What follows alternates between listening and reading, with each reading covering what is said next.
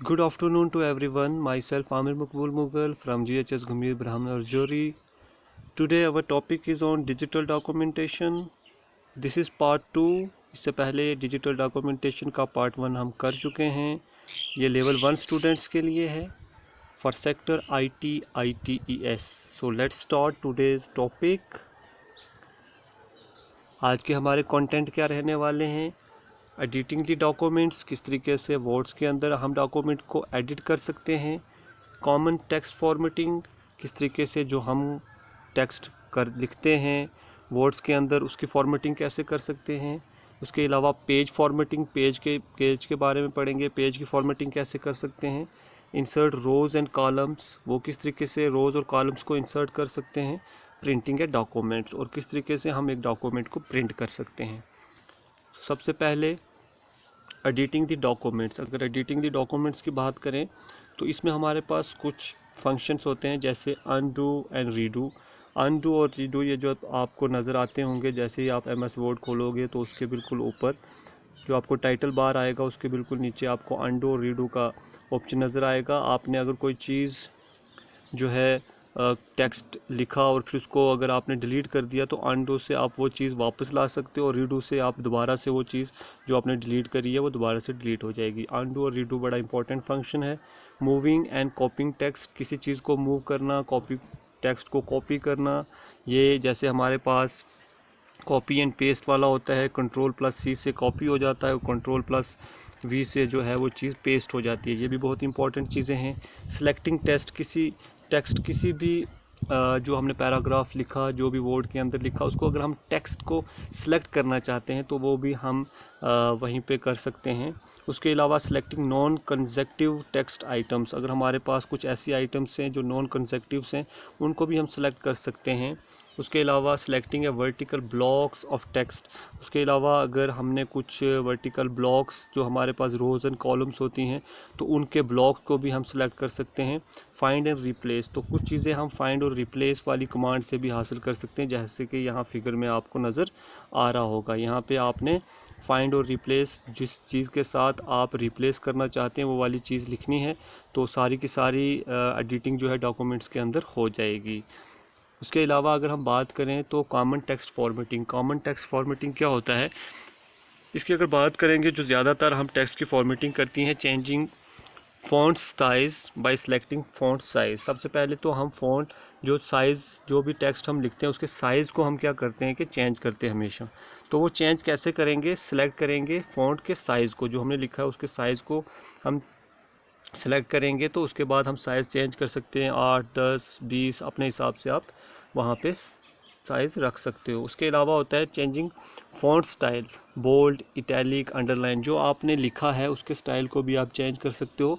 Bold रखना है, italic रखना है, अंडरलाइन रखना है, ये आपके पास बोल्ड स्टाइल में आ जाएगा.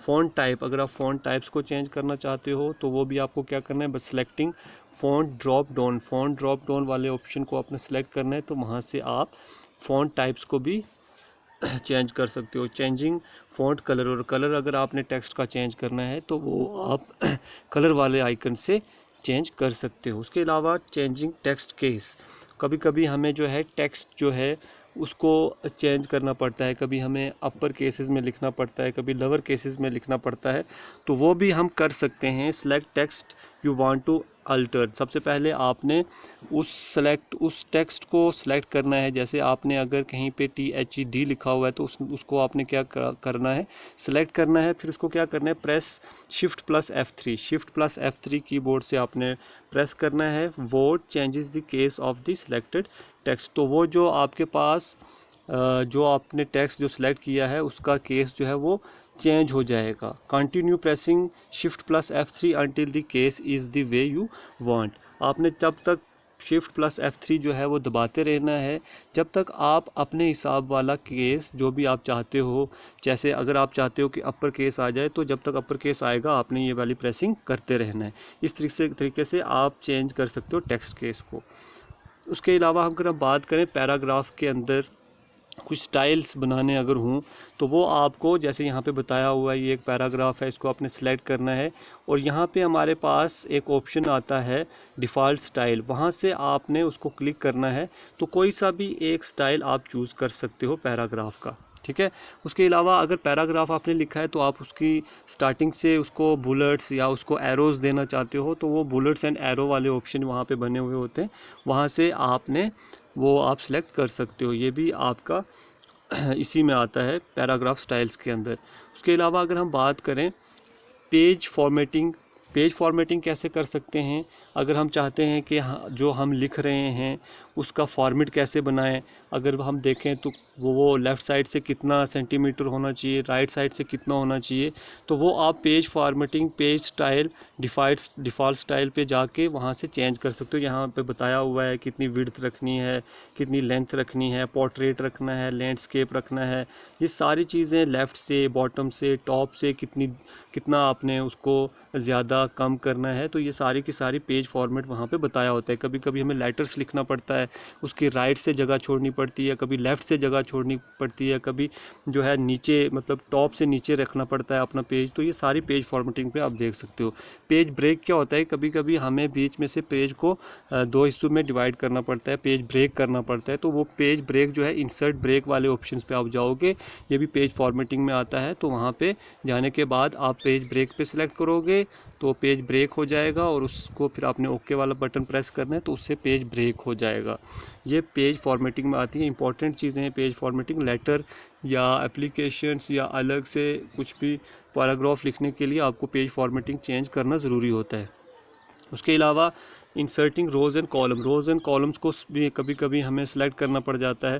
जैसे ये हमारे पास यहाँ पे बताया हुआ है 5x6 कि हमारे पास यहाँ पे 5x6 का एक जो है रोज़ एंड कॉलम्स हैं, उसको हमने अगर सेलेक्ट करना है तो कैसे सेलेक्ट करेंगे, या हमने यहाँ पे जाना है इंसर्ट टेबल में, वहाँ पे नेम जो टेबल 1 है ये हमारे पास नाम है उसका, कॉलम कितने यहाँ पे 6 और रोज़ कितनी हमने रखी हैं 8, तो इस हिसाब से ये यहाँ पे सिलेक्ट हो जाएगा। यहाँ पे 5x6 है कि यहाँ पे कॉलम 6 हैं और रोज़ 5 हैं, तो ये 5x6 का बन गया। अगर आप ज़्यादा करोगे जिस हिसाब से आप करना चाहते हो वो वाली चीज़ आपने यहाँ कॉलम्स रखने, कितने कॉलम्स आपको चाहिए, कितनी रोज़ चाहिए, और फिर आपने जो है इंसर्ट पे करना है तो आप उतनी कॉलम और रोज़ को सिलेक्ट कर लोगे। ये भी इंपॉर्टेंट चीज़ होती है। कभी कभी हमें कॉलम्स और रोज़ में जो है कुछ नंबर्स वगैरह ऐड करने पड़ते हैं, तो ये इंपॉर्टेंट है किस तरीके से हम इंसर्ट करेंगे कॉलम्स और रोज़ को, ये आपने देखना है। उसके अलावा प्रिंटिंग है डॉक्यूमेंट्स, आप डॉक्यूमेंट्स को कैसे प्रिंट करोगे, आपने एक लेटर लिखा, पैराग्राफ लिखा, तो आप चाहते हो कि उसको मैं प्रिंट करूं, तो आपने वो लिखने के बाद आपने Ctrl+P वाला बटन प्रेस करना है। तो उसके बाद वहाँ पे सिंपली आपको जो आपने लिखा हुआ है वो सामने आ जाएगा कि इसको आप क्या करना चाहते हो, प्रिंट करना चाहते हो। उसके बाद जो प्रिंटर आपने लगाया है उस पर क्लिक करना है, कभी ब्रदर का होता है, कभी आपने कैनॉन का लगाया हुआ है, तो उस पर क्लिक करने के बाद फिर आपने एक पेज निकालना है, कितने पेज निकालने हैं वो यहाँ से सिलेक्ट करने, और फिर ओके वाला बटन जो है वो आपने प्रेस करना है, तो उससे वो आपका डॉक्यूमेंट प्रिंट हो जाएगा। ये इंपॉर्टेंट चीज़ें हैं, ये आप प्रैक्टिस करिए घर पे तो आप समझ जाओगे अच्छे से। तो ये हमारा डिजिटल डॉक्यूमेंटेशन का सेकंड पार्ट था। जहाँ से आपको समझ नहीं आई आप मुझे पूछ सकते हो। तो थैंक यू, मुझे लगता है आपको अच्छे से समझ आया होगा। Stay home and stay safe. Thank you.